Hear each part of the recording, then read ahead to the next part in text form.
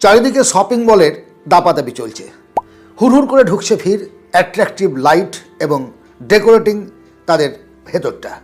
তার ঠিক উল্টো দিকে বা পাশেই আপনার ছোট্ট একটা কাপড়ের দোকান, বসে আছেন, অপেক্ষা করছেন, কাস্টমার নেই, চিন্তায় পড়ে গেছেন। স্বাভাবিক, ডিপ্রেশন হবে।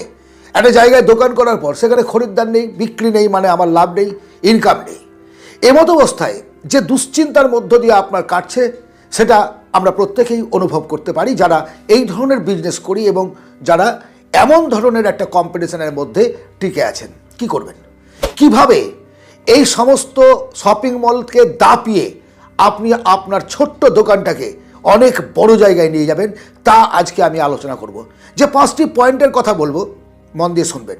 শেষের দুটো পয়েন্ট আপনার চিন্তা ভাবনাটাকে একেবারে সম্পূর্ণরূপে বদলে দেবে এবং আমি বিশ্বাস রাখি যদি আপনি এগুলো মেনে চলেন তাহলে অবশ্যই আপনার দোকানে কাস্টমার শপিং মলের থেকে কোনো অংশে কম হবে না। নাম্বার 1, আপনার নিজের আইডেন্টিটি তৈরি করুন। শপিং মলগুলোয় দেখেছেন, নিশ্চয়ই ঘুরে ঘুরে দেখেছেন যে প্রত্যেকটা মলের প্রোডাক্ট পাই কাছাকাছি একই রকম এবং তারা একসঙ্গে একগাদা ঝুলিয়ে রাখে বলে লোকে অ্যাট্রাকটিভ হয়। আপনি আপনার কাছে ইউনিক ব্র্যান্ড এবং ইউনিক প্রোডাক্ট রাখুন, যেটা আপনি অ্যাড করতে পারবেন বা বলতে পারবেন যে অমুক জায়গার কাপড় বা বাংলাদেশি শাড়ি, নবদ্বীপের কাপড়, গুজরাটের জামা প্যান্ট, মানে একটা ব্র্যান্ড এবং একটা নির্দিষ্ট জায়গাকে আপনি তুলে ধরে একটা ব্র্যান্ড ভ্যালু তৈরি করুন আপনার দোকানের জন্য। মানুষ যখন একটা শপিং মলে যায় তো কী করে, কোনো ব্র্যান্ড দেখতে পায় না, কিন্তু কেউ ব্র্যান্ড দেখে না, শুধু কলার উল্টে দামটা দেখে নেয় এবং তারপরে সে একটা পছন্দ করে নিয়ে চলে আসে, গায়ে দেখলো হলো না হলো ইত্যাদি ইত্যাদি। কিন্তু যখন আপনি ইউনিক একটা প্রোডাক্ট রাখবেন, ইউনিক ব্র্যান্ড তৈরি করবেন এবং ট্রেন্ডিং, সেটা অবশ্যই ট্রেন্ডিং হতে হবে, তাহলে দেখবেন কাস্টমার আপনার কাছে হুড়হুড় করে আসবে। কথা হলো ট্রেন্ডিং ব্যাপারটা কি, আপনি আপনার যে এলাকায় বিজনেস করছেন আপনি দেখতে পাচ্ছেন তো রাস্তাঘাটে যা যাচ্ছে, মেয়েরা কেমন ধরনের শাড়ি পরছে, সালোয়ার কামিজ কেমন পরছে, স্কার্ট কেমন পরছে, ছেলেরা কেমন ধরনের জিন্স টি শার্ট ব্যবহার করছে, কী ধরনের পোশাক আশাক সেখানে চলছে, আপনার চেয়ে কিন্তু কেউ ভালো জানে না। মল যারা করেছে না তারাও কিন্তু মার্কেট দেখেছে, এই মার্কেটে কী চলছে, মার্কেটটা কীভাবে চলছে, এগিয়ে যাচ্ছে কী, তাদের রুচি কী, সেই রিসার্চটা আপনি ডাইরেক্ট করছেন, মানে আপনার plus point. So unique product এবং ইউনিক ব্র্যান্ড, তার সঙ্গে আপনার ট্রেন্ডি এলাকার পোশাক, এই বিষয়টি আপনার মাথার মধ্যে প্রথমেই আপনি গেঁথে নিন। এতক্ষণ যা করেছেন, এতদিন যা করেছেন, সেটা আর করবেন না। আপনার ব্যবহার, আপনার কথাবার্তা এমন হবে, এমন ভাব দেখাবেন যেন কাস্টমার বুঝতে পারে যে ইনার দোকান ছাড়া এইরকম ইউনিক প্রোডাক্ট আর অন্য কোথাও পাওয়া যাবে না। এই অভিনয়টা করতে হবে। আমরা যে যত বড় অভিনেতা সে তত বড় সফল মানুষ, জেনে রাখবেন। একজন বাবা তার সন্তানের সঙ্গে এক ধরনের অভিনয় করে, ওই বাবাই তার স্ত্রীর সঙ্গে অন্যরকম অভিনয় করে, সন্তান বাবার সঙ্গে অন্যরকম অভিনয় করে। উই আর অল অ্যাক্টরস, আমরা প্রত্যেকে অভিনেতা, এই বিষয়টা ভুলবেন না, এটা কিন্তু খারাপ কথা নয়। সুতরাং আপনি আপনার প্রোডাক্ট সম্পর্কে এমনভাবে বলবেন যেন এই প্রোডাক্টের জন্যই কাস্টমার আপনার কাছ থেকে আসতে বাধ্য হয় এবং সে অ্যাড করে যে এই ধরনের প্রোডাক্ট যদি নিতে হয়, ইউনিক প্রোডাক্ট মলে পাবি না ভাই, মল মানে এইরকম, ওখানে যা, ওখান থেকে আপনি চয়েস করতে পারবেন। এই কারণেই দেখবেন শাড়ি মহল, পাঞ্জাবি মহল, এরকম ধরনের নামগুলো কেন, একটা বিশেষ ব্র্যান্ডসে রেখেছে, সেখানে গেলে ওই ধরনের কালেকশনটা আমরা অনেক রকম পাবো এবং জেনুইন পাবো। নাম্বার 2, কম দামে ভালো প্রোডাক্ট। এটা কেমন কথা হলো, কম দামে কিনে মজা, বাড়ি ফিরে এলো সোজা, কিছুতে ঢোকে না হাতে, তাই শেষে পস্তানা। এই ব্যাপারটা কিন্তু নয়।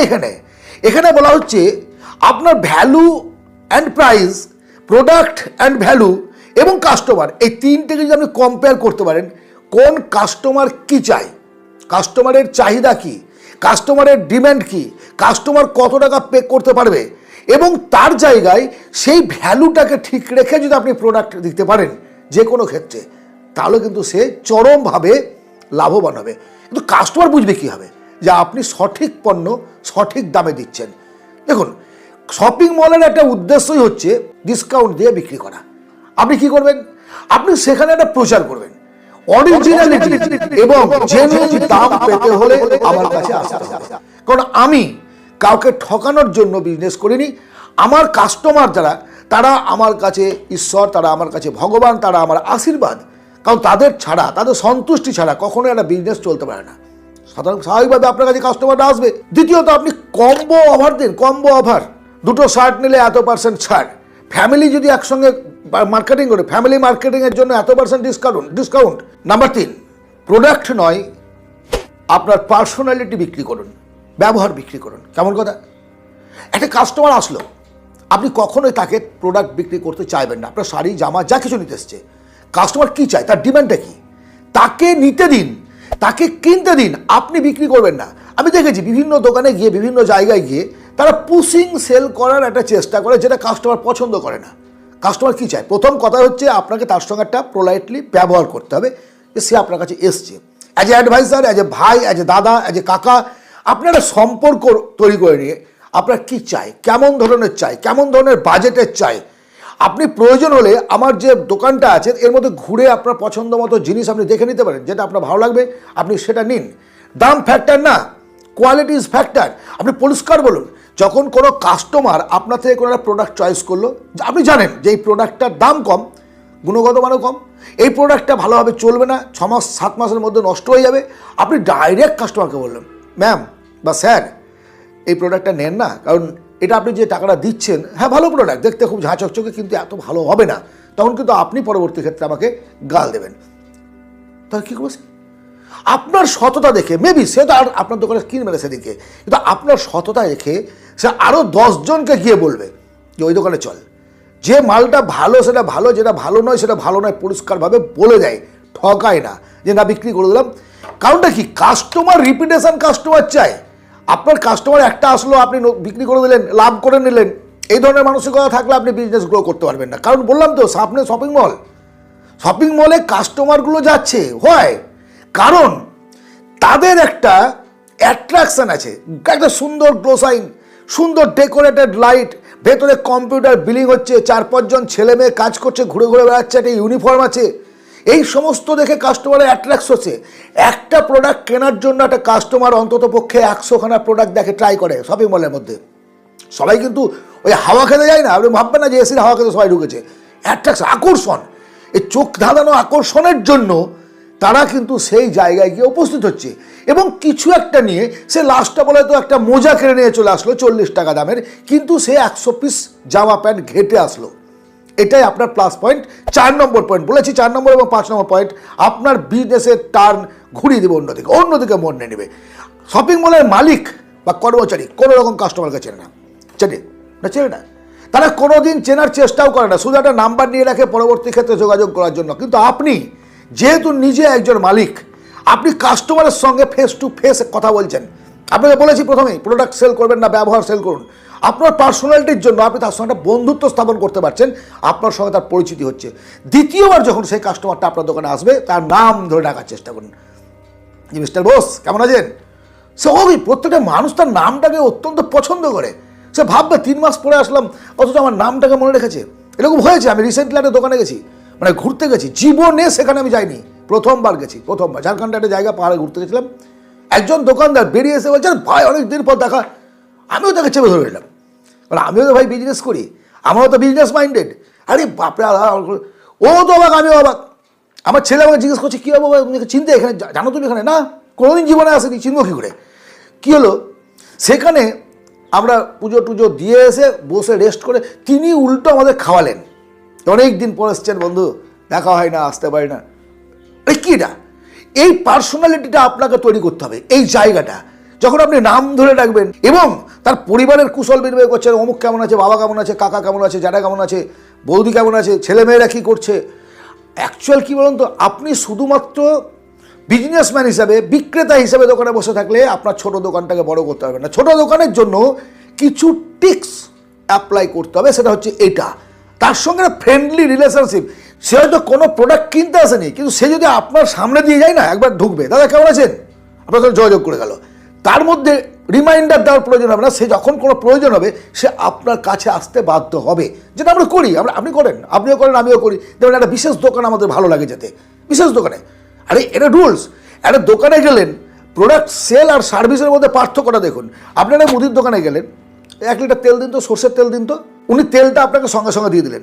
কিন্তু পাশাপাশি আরেকজন দোকানদার কী করছে, দিদি ভাই বা দাদা ভাই, আপনার বাড়িতে কোনো হার্টের রুগী নেই তো, বা আপনার বাড়িতে কোনো অসুস্থ লোক নেই তো, পেটের প্রবলেমের কোনো লোক নেই তো, তাহলে আপনি সর্ষের তেলে এই ব্র্যান্ডটা না নিয়ে আপনি এই তেলটা নেন, সোয়াবিনের তেলটা নেন, বা সাদা তেলটা নেন, বা এই তেলটা নেন, মানে এটা আপনার। তাহলে কী হলো, সেই কাস্টমারটা ভাবলো আপনি শুধু বিক্রি করছেন না, আপনি তাকে খেয়াল করছেন, কাপড়ের দোকানের ক্ষেত্রেও এই থিওরিটা আপনি অ্যাপ্লাই করতে পারেন। আপনি জানেন এই লোকটার বাজেট কত, তাকে যখন বলবেন না যে এত দামি নেওয়ার বস কোনো প্রয়োজন নেই, কারণ same quality, same value, same মার্কেটিংয়ের জন্য এই মালটা যথেষ্ট ভালো, আপনি এটা নিন, এটা লংজিভিটি ভালো। শুধু ব্র্যান্ডের পেছনে ছুটবেন না। যখন আপনি একটা কাস্টমারকে সে নিজে ইচ্ছাই নিচ্ছে, তারপরেও আপনি তাকে বারণ করে দিচ্ছেন, তখন কিন্তু সে ভাববে আপনি সত্যি তার ভালো চান, সত্যি ভালো চান। 4 নম্বর পয়েন্ট, বাইরে আপনার যে ট্রেন্ডি পোশাক সেটাকে ঝুলিয়ে রাখুন, কারণ অ্যাট্রাকটিভভাবে রো সাইনের মতো করে ঝাঁচকচকে করে একটা ডলের মধ্যে পরিয়ে তাকে বাইরে রাখুন এবং একটা মারাত্মক সৌন্দর্যযুক্ত লাইট সেখানে দিন, যেন তার পোশাকটার উপরে ফোকাস পড়ে। এবং সেখানে লিখে রাখুন ট্রেন্ডি ইউনিক পোশাক এলাকার সবচেয়ে সস্তায় আজকে বিক্রি করুন। একেবারে সাইনবোর্ড লিখুন। এবার কাস্টমার যখন আপনার কাছে আসবে, এবং আসবে আমি জানি, তখন তাকে পরিষ্কার বলুন যে আজ যে প্রোডাক্টটা আপনি আমার থেকে নিয়ে যাবেন, কোনো বলে কোথাও এত কম দামে এত ভালো প্রোডাক্ট পাবেন না, কারণ আমরা অত টাকা খরচ করি না মান্থলি যে সেটা আপনাদের মাথা থেকে তুলে নিতে হবে। আত্মবিশ্বাসের সঙ্গে বলুন, আত্মবিশ্বাসের সঙ্গে। সর্বোপরি বড় বড় অক্ষরে ডিসকাউন্ট লিখুন, যে আজকের ডিসকাউন্ট এত %, বা আজকের ছাড় এত থেকে শুরু, এত পরিষ্কার। এবং আজকের এই কথাটা লিখবেন, কিন্তু যেদিনই আপনার ওই সাইনবোর্ডটা বাইরে টানাবেন সেদিন যেন আজকে এই কথাটা লেখা থাকে। তাহলে পথ চলতি যে কাস্টমারগুলো, ফ্লাইং কাস্টমারগুলো, সেগুলো আপনার কাছে ঢুকবে। আর এই ফ্লাইং কাস্টমার যখন আপনার কাছে আসলো, তাকে কিভাবে আপনি মুগ্ধ করবেন তার জন্য আগের 3টে পয়েন্ট আমরা ডিসকাস করেছি। সর্বশেষ পয়েন্ট আজকের আলোচনার অত্যন্ত গুরুত্বপূর্ণ পয়েন্ট, সেটা হচ্ছে মার্কেটিং করবেন কিভাবে। ছোট ব্যবসা, বড় বড় অ্যাড দেওয়ার ক্ষমতা, হোর্ডিং দেওয়ার ক্ষমতা আপনার নেই। তাহলে আমরা কিভাবে অ্যাড করব? আমাদের তত টাকা নেই। সহজ রাস্তা, ফ্রি অফ কস্ট সোশ্যাল মিডিয়ায় অনেকগুলো প্ল্যাটফর্ম আছে। আপনার লোকাল এরিয়ার যে পেজগুলো আছে সোশ্যাল মিডিয়ায়, সেখানে একটা নিজস্ব পেজ খুলে প্রতিদিন আপনার যে নিত্য নতুন মালগুলো আসছে ঝাঁচকচকে ছবি তুলুন, প্রত্যেকদিন পোস্ট করুন। এছাড়া ইউটিউব, ফেসবুক, ইনস্টাগ্রাম, বিভিন্ন জায়গায় নিজস্ব একটা অ্যাকাউন্ট খুলে শর্ট ভিডিওর দ্বারা আপনি আপনার প্রোডাক্টের গুণগত মান এবং রেট সম্পর্কে প্রত্যেকটা কাস্টমারকে অবগত করুন। দেখবেন আপনার কাস্টমার অটোমেটিক্যালি বাড়বে। এছাড়াও প্রথমে আপনাকে আমি বলেছি যে আপনার কাছে কাস্টমারের নাম আছে, ঠিকানা আছে এবং ফোন নাম্বার আছে। তাদের আপনি হোয়াটসঅ্যাপ করে নতুন প্রোডাক্ট যখনই ঢুকলো তাদেরকে জানিয়ে দিন যে এই প্রোডাক্ট নতুন কালেকশন অমুক জায়গা থেকে এসছে। মানে যা কিছু বিজনেসের জন্য কখনো কখনো মিথ্যার আশ্রয় নিতে হয়, সেটা অসততা নয়, সেটা মারাত্মক মিথ্যে নয়। কখনো কখনো আপনি কখনোই আপনার কেনা দাম কাস্টমারকে বলবেন না, এটা একটা মিথ্যা। সে যদি জিজ্ঞাসা করো লাভ নেই, এই কথাটাই আপনি বলবেন এটা মিথ্যে কথা। মানে এই ধরনের কথাগুলোকে কারো বাঁশ দেওয়ার জন্য মিথ্যে কথা নয়, এগুলো বিজনেস গ্রোথের জন্য কখনো কখনো এই সমস্ত আশ্রয়গুলো নিতে হয়, কারণ সবসময় সোজা আঙুলে ঘি ওঠে না। আজকের এই আলোচনা যদি মনে হয় যে আপনার ছোট বিজনেস বড় করার ক্ষেত্রে অবশ্যই কাজে লাগবে, তাহলে একটা লাইক করবেন, সাবস্ক্রাইব করবেন, সঙ্গে থাকবেন, কারণ এই ধরনের ভিডিও আমরা এই চ্যানেলে বারবার নিয়ে আসি আপনাদের প্রশ্নের উত্তর নিয়ে। আপনারা অনেকেই আমাকে কাপড়ের বিজনেস নিয়ে জিজ্ঞেস করেছিলেন, তার প্রত্যুত্তরে আজকের এই ভিডিও। ভালো থাকবেন, আনন্দে থাকবেন, ধন্যবাদ।